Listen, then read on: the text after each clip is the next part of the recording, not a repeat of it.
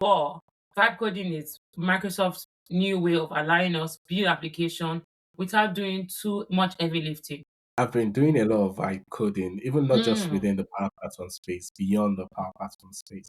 That AI in Power Platform isn't just a feature, isn't just an addition, but it has actually come to stay. Either you get involved or you get left behind. A lot of people are expecting magic. Computer is garbage in, garbage out. So if you still try to be stuck to the old way of doing things, you will quickly be left behind. Everybody can actually build an application because they are not Mm. production ready. Welcome to Power Platform Deep Dive. This is a place for honest conversations about building on the Microsoft Power Platform based on real projects and real experience. I'm your host, Kayode Ajayi. And I am your host, Annabelle Komose. This show is for developers, solution architects, people that are just beginning, intermediate, or pros, anyone practically growing or learning in the Power Platform space and beyond. We go through numerous topics within Power Platform, and we are happy to have you here with us. This week, we're going to go through some major updates within the community that we find interesting. And I would like to throw that to Kayode. Kayode, was one thing or one update within the community or within Power Platform recently that you really liked? Well, for me, there are a couple of things. I think first off, we just wrapped up the MVP Summit. Very amazing. Loads of practical demonstrations about the platform, where it's going. So that was very insightful. Apart from that, I'm very excited that the 2026 release wave plan for the Power Platform Dynamics has been released. Okay. And that article, we're going to link it in the description. It contains loads of features coming to the Power Platform. How about you, Annabelle? What did you find exciting in the last few weeks? I find something exciting, but just before we go into what we find exciting, Kayode just skimmed through the fact that MVP Summit just ended. But Kayode's name was on the wall.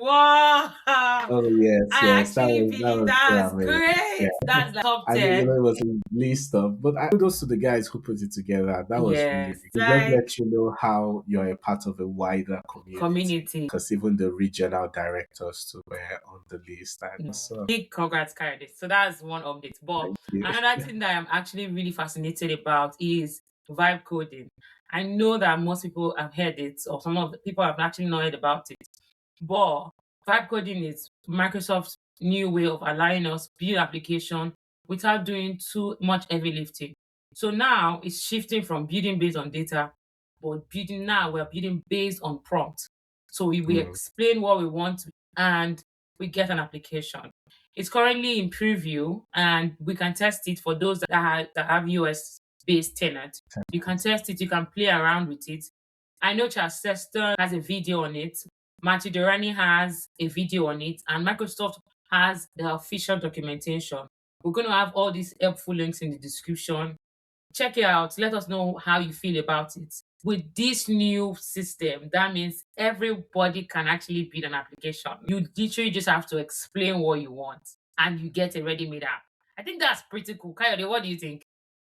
yeah, that's really cool. Vibe coding, and I've been doing a lot of vibe coding, even not just Mm, within the Power Platform space, beyond the Power Platform space.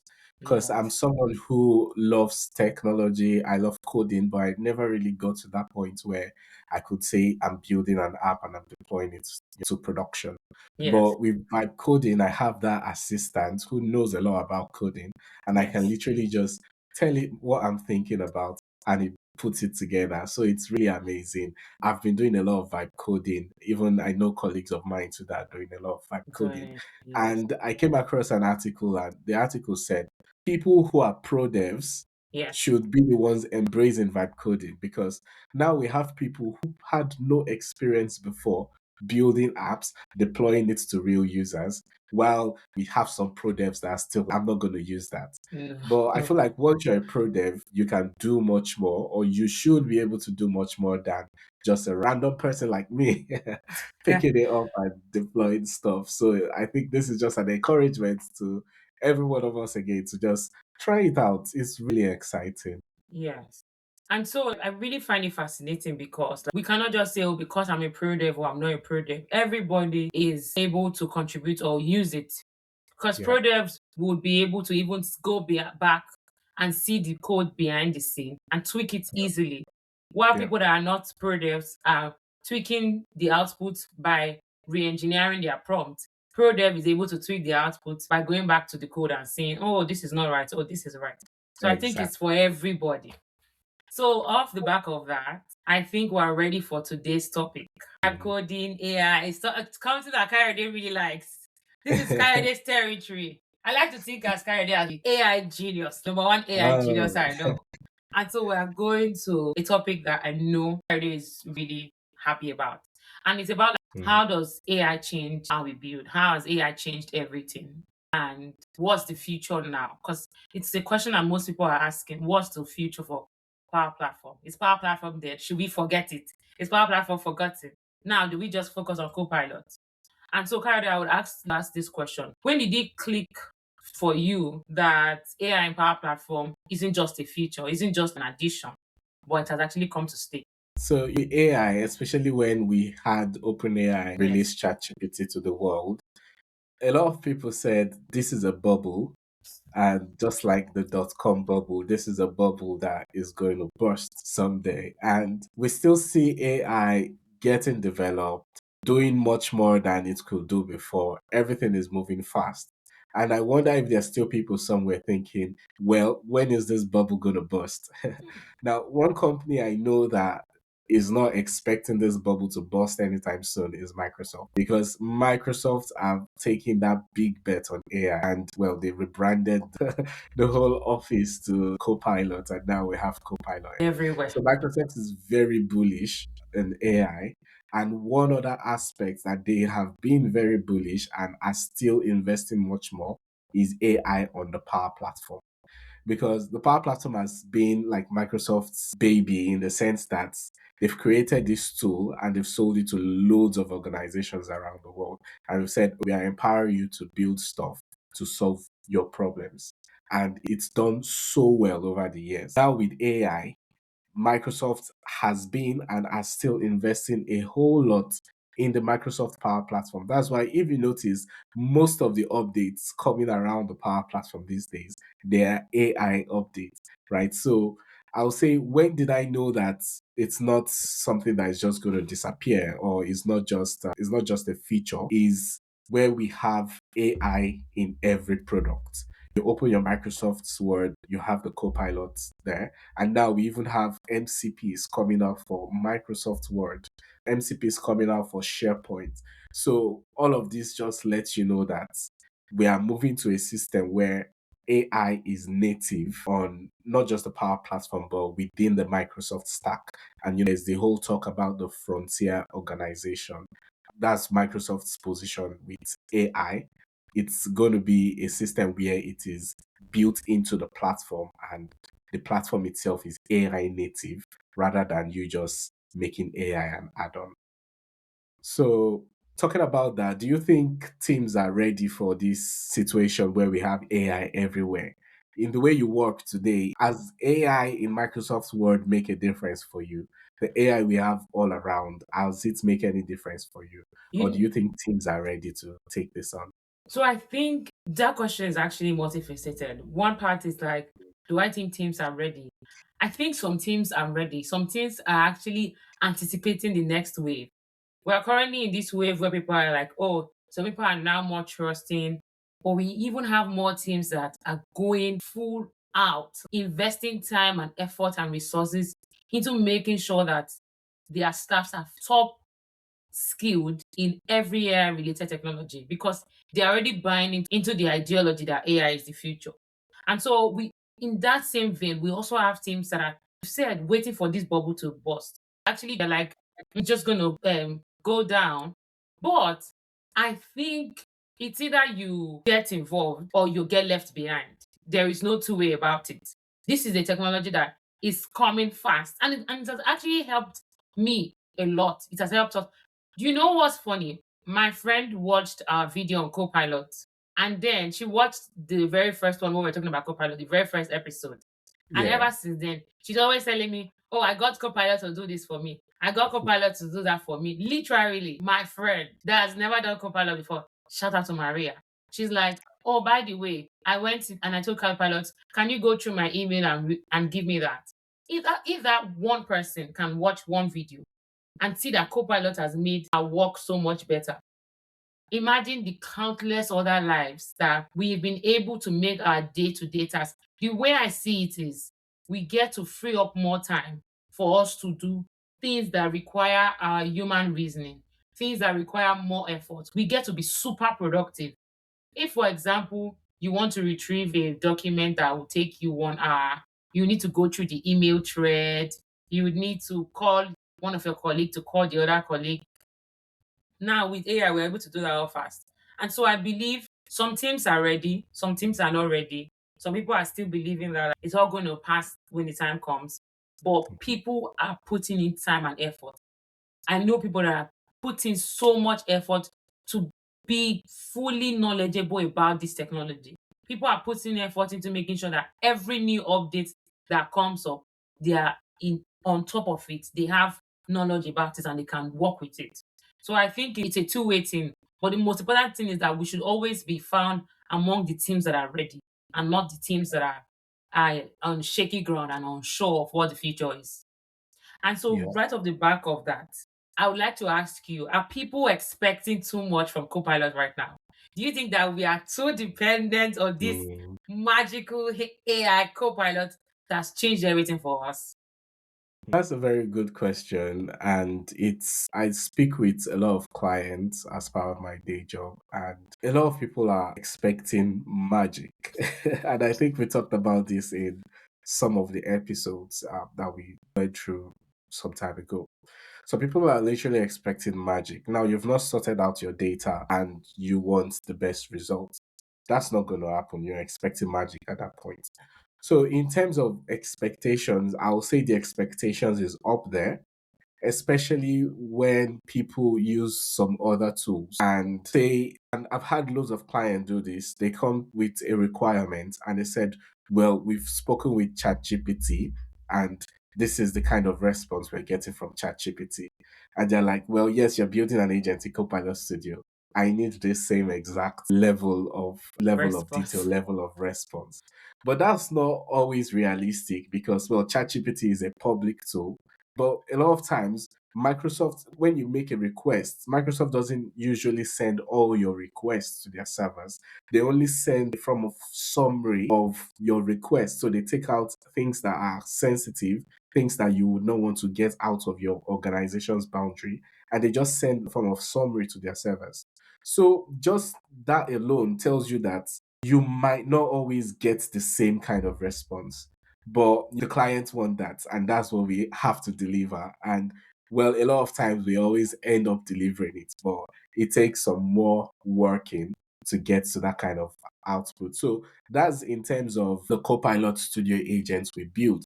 Even when it comes to the copilots that are available within the different tools, well, I think going forward, some of them will be offered under this frontier feature.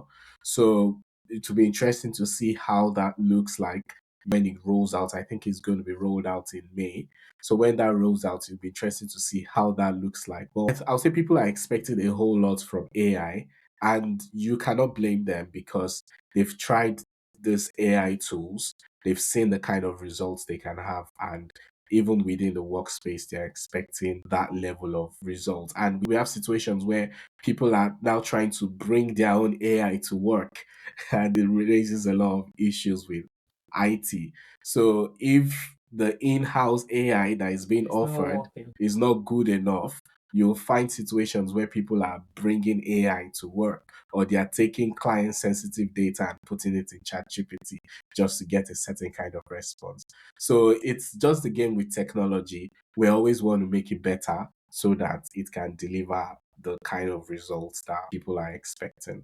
So, what's your experience with the Copilot? Has it let you down, or have you been in a situation where you're not getting the kind of answers or behaviors from Copilot? And when I say Copilot, I'm not just talking of Copilot Studio, The but studio Copilot. in general. I think to practically just solve this up is what we call when the bot is hallucinating or when the agent is Hmm. hallucinating. And it's not only just to Copilot. I think most, I don't want to just generalize, but sometimes even people that have used ChatGPT, when you're telling it this is the actual truth, and it's giving you a very random Yeah. answer. My colleague made me do this. He said if you ask ChatGPT how many R's in strawberry, it's not gonna get it. And now like, that's not true. And I did it and he did not get it. Wow. But it's also a very powerful tool. But it's also that's why the human oversight is very important. Yeah. Because if we put in too much trust that, oh, like this AI agent, this chat, this bot, in any way are using it. You could be using it in PowerPoint, creating a PowerPoint presentation. You still need oversight to even check your speaker notes.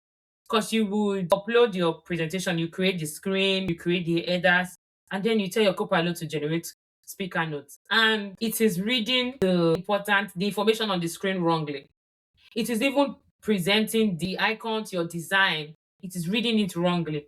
And so you would have to go in to edit your speaker notes. Microsoft Word, I like agents, the Copilot agent on your Word because I use it more for grammar and fine tuning Okay. words. But also, for example, Power Automate. We're not even going too far. People that use ChatGPT to generate some formulas. This is why I say oversight. Sometimes the simplest one, ChatGPT will tell you to put a select in your form. Every That does not exist. Where did you get that from? I'm very sure Power Automate does not have a select formula. But this no. is why whoever anybody that is using any AI agent, you need to know your onus on whatever you are building or whatever you're working on. So that way you can put like that oversight, that guardrail Yeah. around what you are building. Because the agent you built might retrieve data, and if possible, you build an agent in Copilot Studio, and your instructions were not explicit enough because he's not able to retrieve what you've asked it to retrieve. It's just going to start giving you information that you don't even need. So I've had countless situations whereby the agent was not able to do what I wanted to do. But it's also important I would remember that I always remind myself, computer is garbage in, garbage out. So Right. sometimes if the agent is not trained properly, it's going to give you garbage. So that's why it's garbage in, it's garbage out. Going back to what you said about data, if you give the agent wrong data, it's going to give you wrong response. So all that tied together. I've had experiences like that. But I would also want to ask you regarding governance, because we Okay. are always around the agent, we're always talking about building and working on this agent. But do you think we are putting as much thought into governance regarding this AI agents, regarding these AI solutions? And do you think that the governance we currently have will be able to keep up with how fast AI is moving? Governance is always a hot topic, and that's where you see two different postures at play. The posture of Microsoft is we have this fancy AI tools. Let's get it out there in production as quick as we can. And that's why you see a lot of these AI things, they're turned on by default. If you go to Agents 365, you see access to loads of agents built by Microsoft and even some that are not built by Microsoft, but Microsoft says, well, we have already vetted these guys. And they're just kind of on by default. And you're like, oh, wait, what happens if somebody just Great. decides to create a connection and start using this agent? And all of that has happened without IT intervening, without permission. That can easily lead to issues around governance, around compliance. So we have those two postures at play. Now, one thing that I've seen for a fact is that Microsoft is also investing a lot in giving admins more tools. So in the coming weeks, we'll be seeing some updates to the agents 365 admin area. We'll be seeing some new options, new ways to see what's going on with your agents, new ways to have controls around that. So Microsoft is investing a lot in that. But the question is, what do we do today? Now, as an IT admin, you need to be on top of these changes. Well, there are loads of changes coming up all the time. But as an IT admin, you need to be on top of them. Having things like your data policies in play. How have you configured it? So say, and it's very interesting because within the Agent 365 or within the M365 admin center, there are some agents that are available there.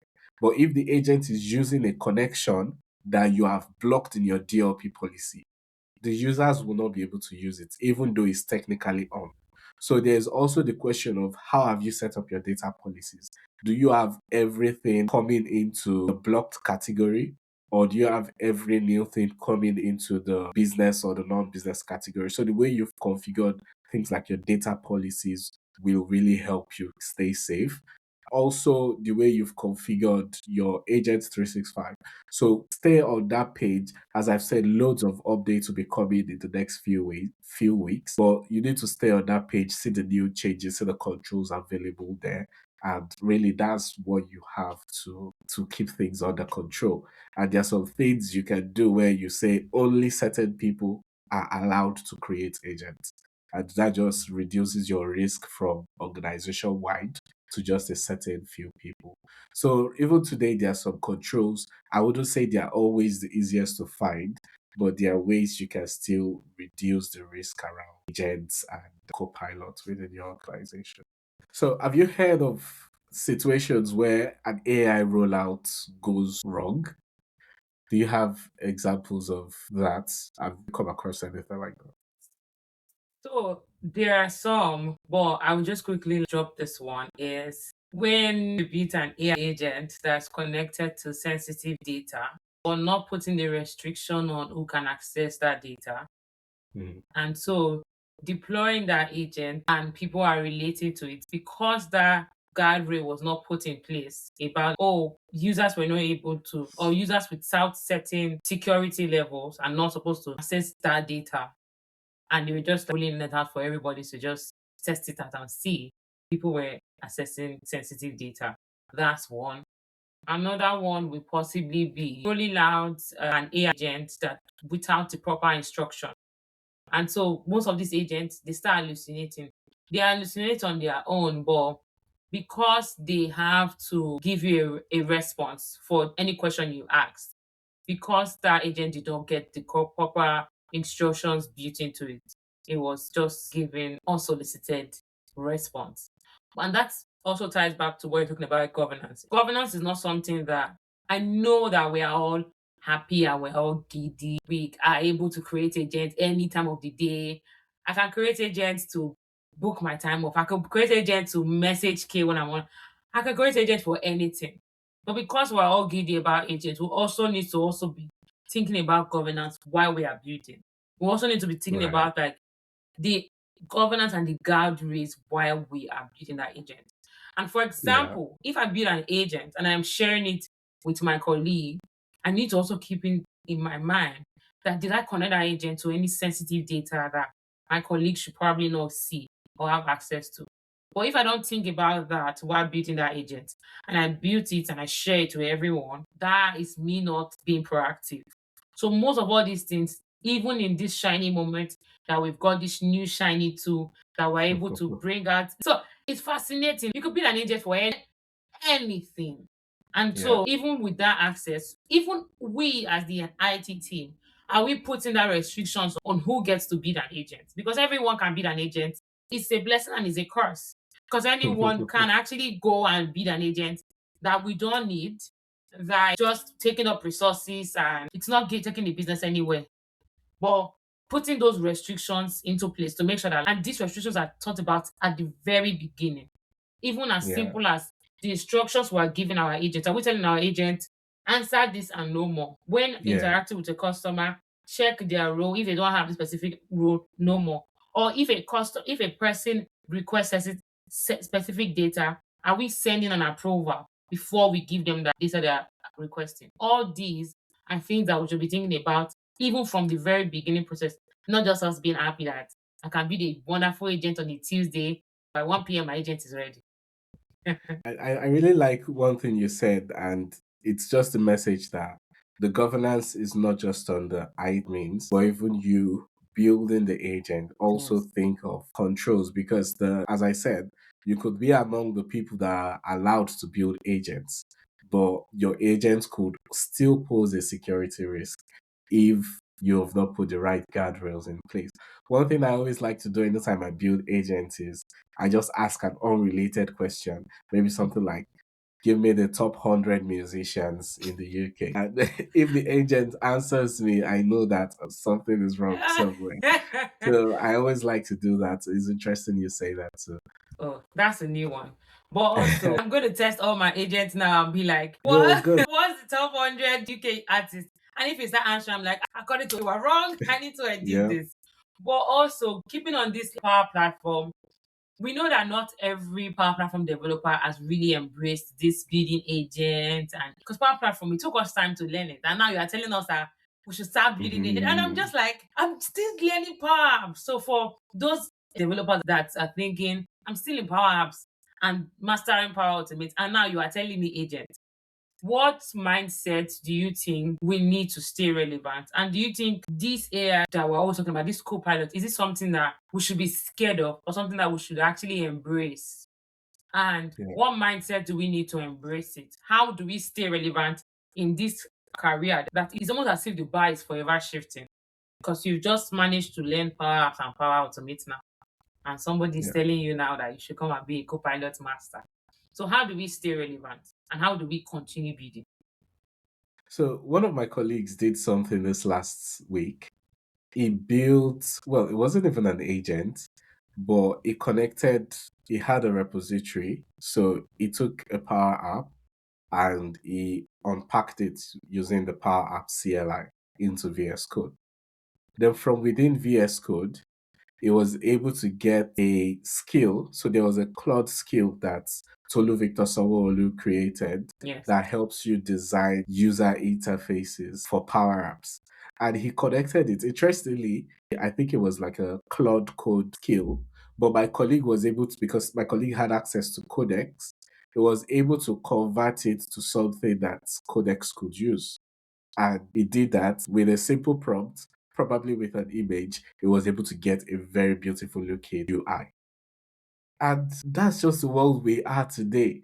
So if you still try to be stuck to the old way of doing things, you will quickly be left behind, stealing that from Annabelle's mouth. You will quickly be left behind because it's everything is changing so quickly So fast. and you should embrace it. It's kind of uncharted territories, especially when you are a low code developer, because when you hear VS Code, you're like, well, I don't need to have anything to do with VS Code. But we are no longer in a world where we are thinking of apps. We are in a world where we are thinking of solutions, Mm. right? So the way we were always proud that, well, we could build apps, I think we are going to be shifting away from that position to say we are solution providers. We can provide solutions, whatever the solution looks like, whether it's an app, whether it's an agent, whatever it needs to be, we will be able to do that for you. So if you're thinking in terms of automation, so rather say that you restricting your stack to automation, especially the way you've been doing it before. Now we have loads of automation tools that can actually integrate deeply to AI, and it's almost like AI is driving the automation rather than the preset rules that you have been doing before. So as developers, we need to start positioning our mindset not just as devs, but also as architects. Because the world that is quickly approaching us is a world where you tell an agent, well, this is what I want, and it goes ahead and build it. But you might start wondering, well, what about business users? Will I still have a job? And I think that would be a question for you, Annabelle. Well, it's the way we are today is almost like the developers and the business users have access to the same tools. So, as a developer, what are you going to use to stand out when somebody comes to you and say, "Well, this is an app that I've coded in 5 minutes"? How do you justify that it takes you 3 months or 6 months to build the app?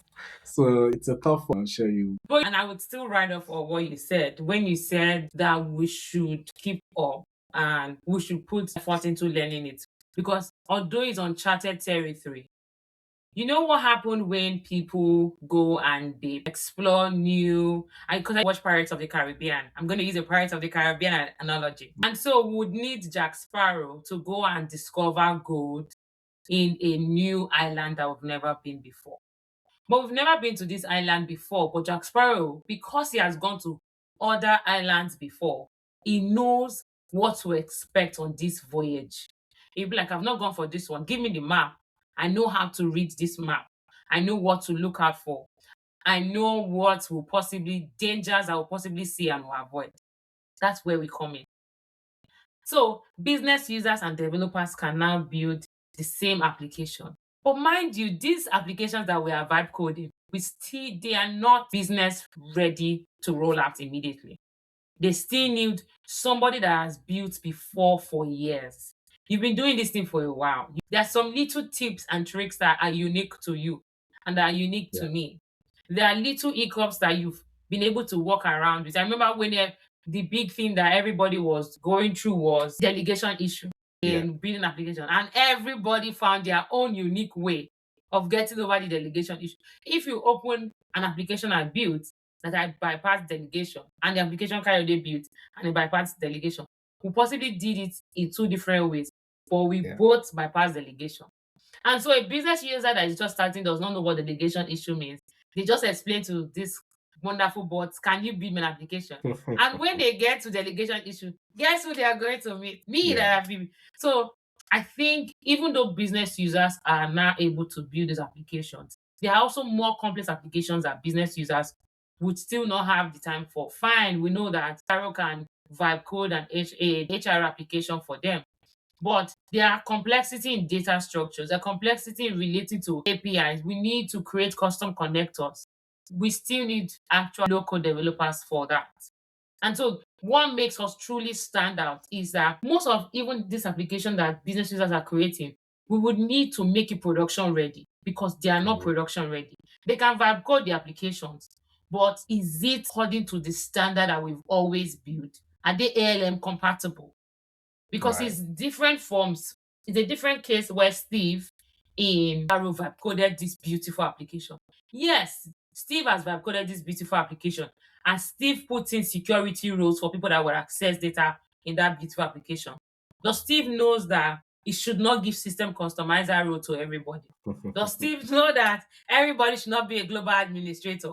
They still need people like me and you that have spent time and time again understanding this thing. That's why we as the developers, we should also be forefront of this AI conversation.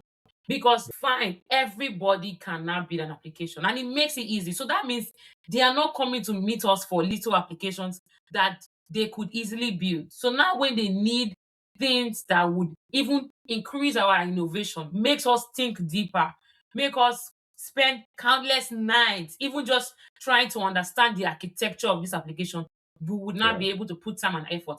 Everybody is not sitting down saying, we want a coffee roulette. Can Annabelle help us build a coffee roulette application? No, everybody can sit down and build that kind of simple application. Where in our own little way, we're able to now build bigger solutions. And we're also able to scale solutions that they've built. And I Yeah. also see it in such a way that business users can build as much solutions that they want to build, but it also needs to pass through, still on this guardrail, it needs to pass through seasoned developers that would go through this application and say, do they meet the standard? Is it going to cause issue? Are we going to deploy the solution that you've built that's going to cause an infinite loop and crash our SharePoint? We don't want you to build an application for us and you crash our SharePoint and we say our intranet is down. No. So all this is why I think we still have our job. We're still secured because it's going to take a long time for people to get a grasp of all this. So that's why we Yeah. as the developers, we also need to be at the forefront. So that Yeah. when people are building, like Jack Sparrow, they would come to us and say, we are going to uncharted territory. We need your expertise from previous years in searching for this goal.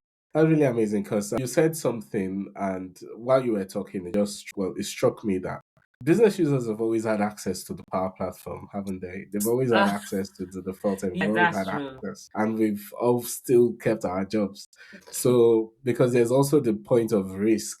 As you Yeah. said, SharePoint story is so funny. Oh yeah. You know what? They would not even want to be in a position where Position they said, whereby well, I'm a finance admin, but I built an agent or I built an automation that has brought SharePoint down. So they don't want to accept that yeah, risk. And the question is, who is going to accept that risk? generally Well, obviously, someone who has been doing this it's for for years and years. So, very good point you shared there. Thanks, Annabelle. yes. And also I would just want to ask you, what's one recent failure that actually taught you something valuable? So for this one, I wouldn't necessarily call it a failure, Okay. but it's just more or less trying to stick to old ways. So this last week, I did an agent POC, and initially when I started building the agent, I found myself going down the topic route and trying to do everything manually. And at some point, I just said, "Wait, what am I doing?" I was just like, what am I doing? There's better ways to do this. And I just had to create the version 2. And with the version 2, I relied more on the instructions, kept everything lean, kept everything separated, and relied on the agents LLM to figure things out and Wow. connect them properly. So just giving it the right tools, the right data sources, and it's worked much, much brilliantly than me having to get the topics to do everything and prescribe everything step by step. That's the old way of doing things. That's the power virtual agents of doing I things. was doing things. But every once in a while, when I'm doing a Copilot studio project, I find myself going down that rabbit hole again and just try to do everything through topics rather than relying on the generative AI capabilities. So I think it's taught me a lesson not to do that next time, and I hope I don't do that next time. Yes. So, still back on what we're talking about, how we are going to keep our jobs. Situations like this is why we are going to have a job. Because a business user would not know that they should create a version 2 and they would probably use the latest way of editing it. Because this is our actual job, I think. This is what we do for a living. If somebody in HR is doing something in HR, but this is what we've been doing for years. So I think I like that. I like how you put it, Skip. So, are there any mistakes you've seen, or maybe you've seen teams do I that think you like to share? I think it's first of all, it's not realizing that the center of everything is correct data. Then Mm. the output. I would never forget. I was in school and somebody said, "Computer is garbage out," and it stuck with me forever. So even when I used to do like demo, I'd always say, when somebody will say, "Oh, this thing is not working," I'll say it's garbage out because like, if you don't put in the right information, you are not going to get the right output. It's that we do not believe that clean, good data is the forefront of every conversation we are having. Because now that we are building agents that we're connecting to data sources, we are building agents that we're giving the knowledge base. How clean is the knowledge that we are connecting that agent to? How clean is the data? Sometimes you would have data and people filled in wrong information. That's why if you're learning Power BI, the first thing that they always do, I did a Power BI course once. The first thing we'll always do is to clean our data. You Yeah. just have to clean your data, take out the empty rows, take out the empty columns. Just make sure the data is clean. Then you can derive the most insight from that data. It's the same thing. I think people are forgetting the fact that it's literally the same thing. We need our data source that we're connecting to be the best. We need to make sure that it is good, it is clean, the data source is ready so that whatever value we're getting, it is correct. Also, we need to also test the AI agent we're deploying. Your example where you say you're asking where is the top one, I'm going to try that. When we say what is the top 100 song, Yeah. who knew that you could debug your agent by just asking top 100 artists in the UK? If we don't, we test it with every possible scenario. And so we could even see ways it is hallucinating and re-engineer it. Because if we test it and we find out, oh, how can we rework on this instruction? We're able to re-engineer it and work on it and make it better. So I think rigorous testing, ignoring data structure, not making sure our data is correct, or also not being over reliant on AI, thinking we could bypass the foundational knowledge. I'm a big fan of no AI is going to change the world and all that. I believe firmly that that foundational knowledge, we should all have it so that whatever the output AI is giving us and what we are able to debug. I did not used to write code before. And If you are writing code with JavaScript and the ChatGPT is giving you, or any AI model is giving you the data, the JavaScript you are using, if you don't know how to read JavaScript, if you don't have that foundational knowledge of what even a simple comma or a semicolon means, or what declaring a variable means, you will not know what you are looking at. You're just looking at JavaScript and you keep on saying, oh, it's not working.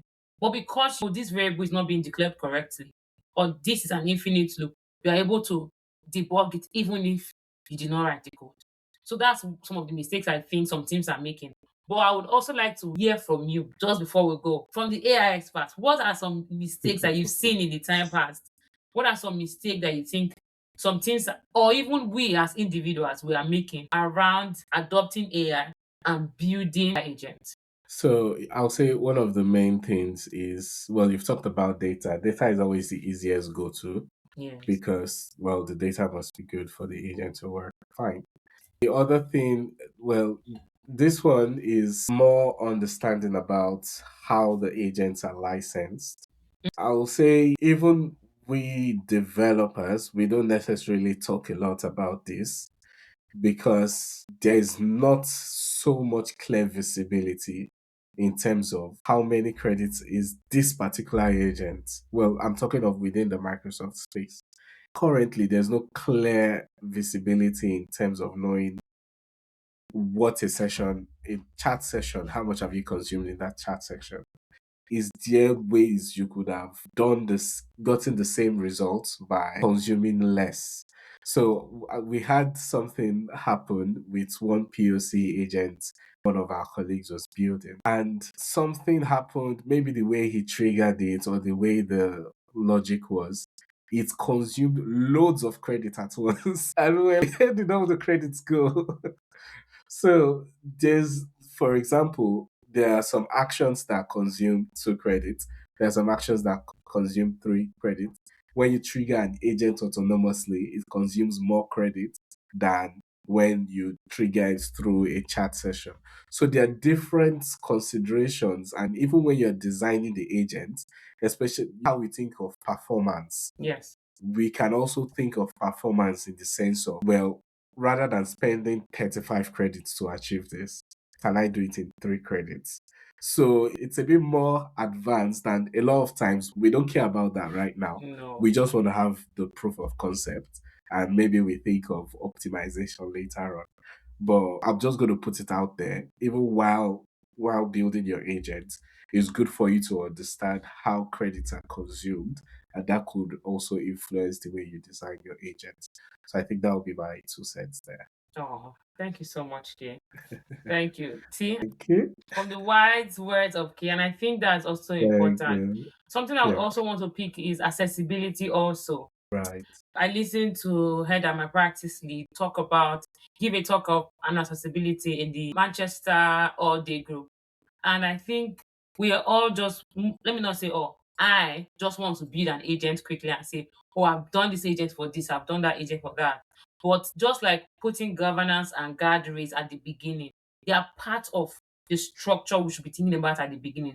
We should also think about accessibility because we also have neurodivergent and people probably with ADHD or other neurodivergent users. How are we putting them at the forefront of the agent we are building? The output, I did not even know that. Even for example, the output, how is your agent returning data?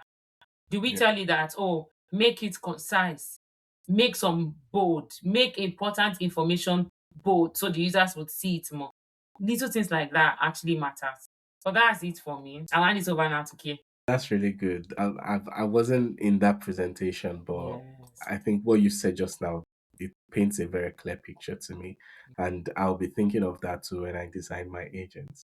Oh, So that is for this week on the Power Platform Deep Dive. I hope you found this useful. Wherever you're listening to this podcast, if it allows you to give us a rating, give us 5 stars, and feel free to share it with anyone building on the Microsoft Power Platform or anyone who just wants to hear honest conversations around the Power Platform. would love to hear your stories for Dev Reality next time.